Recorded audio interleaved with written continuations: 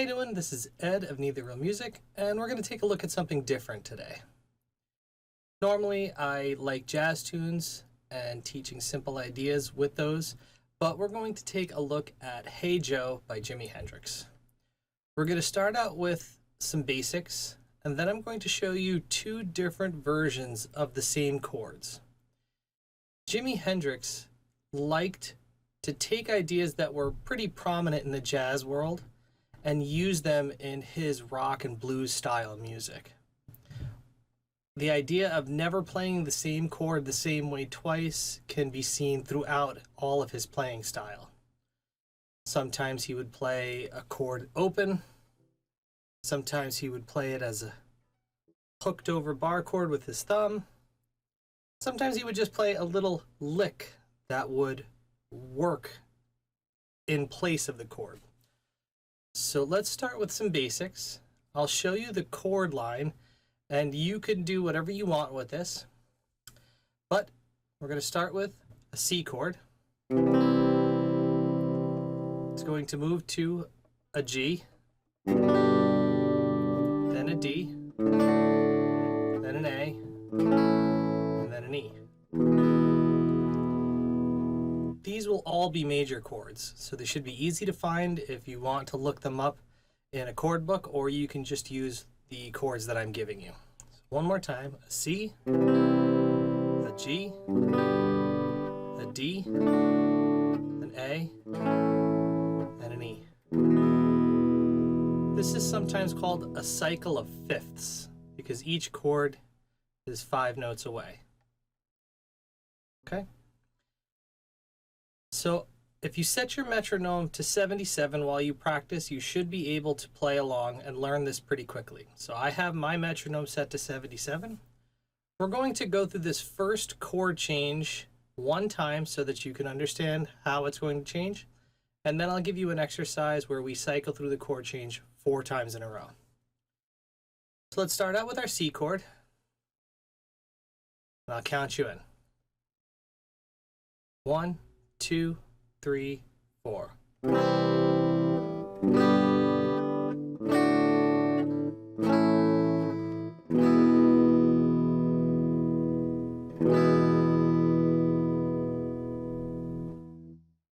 So right there, you can see that the change is kind of fast, but not difficult at all. If you do this a whole bunch of times, you'll end up with Hey Joe. I'd love to say that I can tell you an exact number, but if you follow a record, it's probably close to 32 times. If you follow any of his live performances, it can go on as long as he wanted to. So I'm changing every 2 beats except for those E major chords at the end, to which I'm using that twice and giving those 4 beats each time.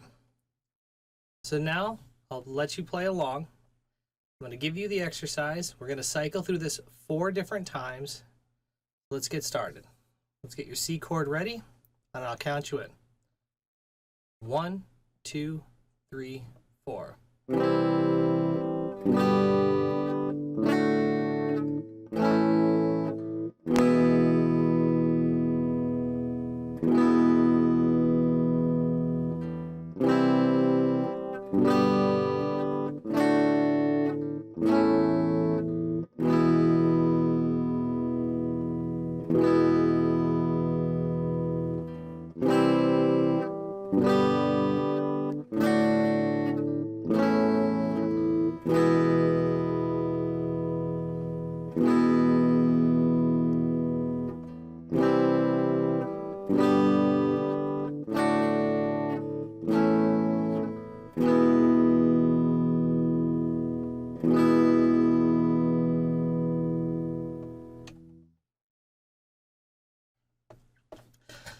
So those are your basic versions of the chords for Hey Joe.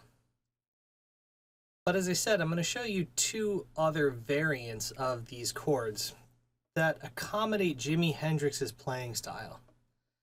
That idea that he used to bring his thumb over the top to either play a note or mute some notes was common in that time frame and for that style of music. Eric Clapton did this, Jimmy Page did this. You can look at a lot of the guitar players from the 60s. Now, most professional guitar players would tell you to try to keep your thumb behind your guitar. But when it comes to this style of playing, there was a method to the madness. Most of the chords that these guys played were either pieces of chords or smaller versions that would take up 3 frets or 3 strings. So in variation 1, we're going to look at a type of chord that's very similar to the A chord, where we're barring 1, 2, 3 strings all in the same fret. We're going to be barring strings 2, 3, and 4. So our first chord was a C chord. That bar is done here on your 5th fret. Remember, it's always going to be strings 2, 3, and 4. Our next chord is G, which is here on your 12th fret. Our D is on our 7th fret. Our A is on our 2nd fret. And our E is on our 9th fret. So let's try that one more time. C is on 5. G is on 12. D is on 7. A is on 2. And E is on 9. Now, if you hook your thumb over the top and mute these 2 strings, or you can just not play them, you'll find that it's actually kind of easy to play the whole guitar and only get those 3 strings to ring, because I have this one muted, and my first string muted, and all you hear are the middle strings. Now I can move from one spot to another and strum the whole guitar without worrying about what I'm hitting. So let's count you in, and you can try it. You can either play it this way and avoid the top 2 strings, or you can hook your thumb over. 1, 2, 3, 4.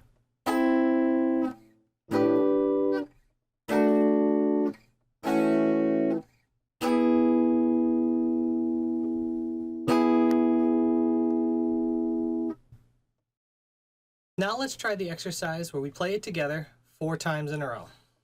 I'll count you in, so let's start out with your C chord on your 5th fret.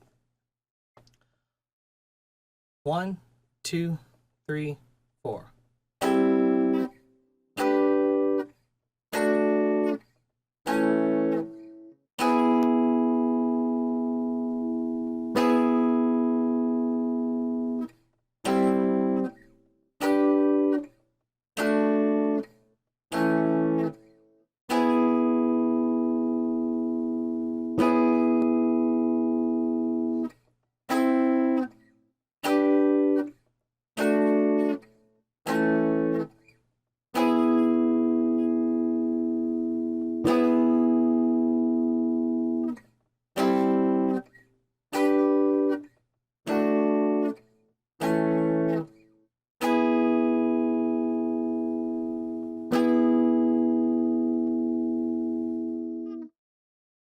Okay, so that gives us 2 different ways to play this cycle of chords. Now for variant 3, we're going to do something similar, except instead of a bar, our fingers are going to look like a set of stairs. Our first C chord is going to be done here on our 8th fret, and once again, we're only going to be using strings 2, 3, and 4. So we're going to set some stairs right here. And once again, you could hook your finger over the top if you are comfortable doing it that way. If not, just try to avoid playing them with your pick. So we would play our C here. Now our G is going to go all the way back to the 3rd fret. Our D is going to come all the way up to the 10th fret. Our A is going to be our 5th fret. And our E is going to be on our 12th fret. So as long as you keep this set of stairs, you can move it back and forth. So one more time. C is our 8th fret. G, 3rd. D 10th, A is 5th, and E is 12th. Okay, so once again, exercise, doing it in a cycle 4 times in a row. 1, 2, 3, 4.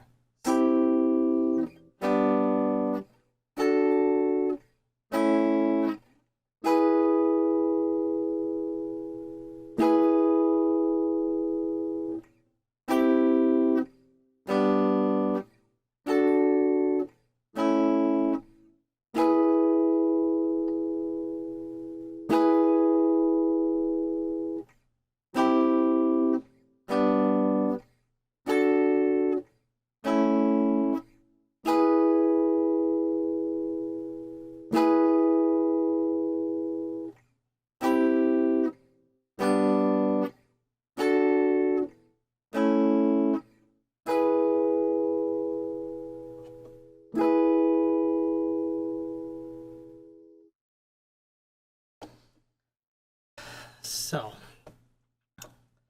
this is where things get interesting. Hendrix never played the same chords the same way twice. I've already said that. But what we can do is take these 3 variations of chords and learn to assemble them, mixing them together. So you could start out with your normal C chord here. And then maybe you want to go to this G chord, which is the set of stairs in variant 3. D is very close by here. A is right here. And maybe you want to go to a deep sounding E. And then you want to go to a high sounding E. That is one of the secrets that made Jimi Hendrix play like he did. It was easy for him to understand how to mix these different concepts together by limiting them to only a few choices. By me giving you only 3, you have dozens of ways of playing this cycle of chords. You can play this C here to this G. Nice open sound. To D. To A. To an E.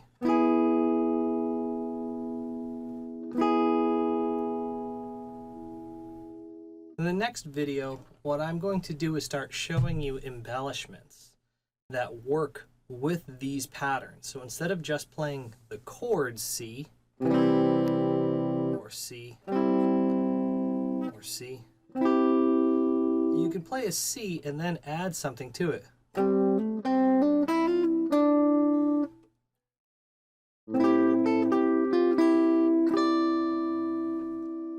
Putting those little pieces of the puzzle that Hendrix threw in between his main idea. There's also interesting ways of connecting these chords. So I could play a C and play the note A. So,